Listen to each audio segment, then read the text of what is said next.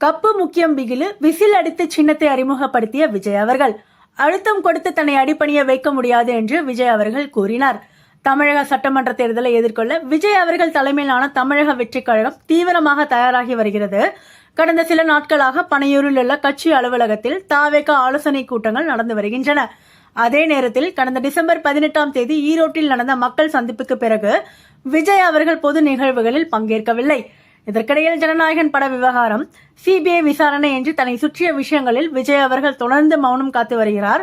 இந்த நிலையில் மாமல்லபுரத்தில் உள்ள தனியார் மண்டபத்தில் தாவேகா செயல் வீரர்கள் கூட்டம் இன்று நடைபெற்றது. முன்னதாக தாவேகாவிற்கு விசில் சின்னத்தை தேர்தல் ஆணையம் ஒதுக்கீடு செய்திருந்த நிலையில் இன்று கூட்டத்திற்கு வந்த தாவேகா தொண்டர்கள் மற்றும் நிர்வாகிகள் பலர் தங்கள் கழுத்தில் விசிலை அணிந்தபடி வந்திருந்தனர். இந்த கூட்டத்தில் பேசிய விஜய் அவர்கள் திமுக மற்றும் அதிமுகவை விமர்சித்து பேசியதோடு தாவேகாவின் கொள்கை தலைவர்களில் ஒருவரான ராணிவேலு நாச்சியார் அவர்களின் வரலாற்றை எடுத்துக் கூறி தொண்டர்களை ஊக்குவித்தார்.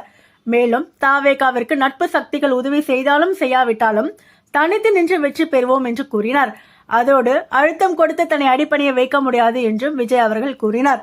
இதனைத் தொடர்ந்து தங்கள் கட்சியின் விசில் சின்னத்தை விஜய் அவர்கள் அறிமுகப்படுத்தினார்.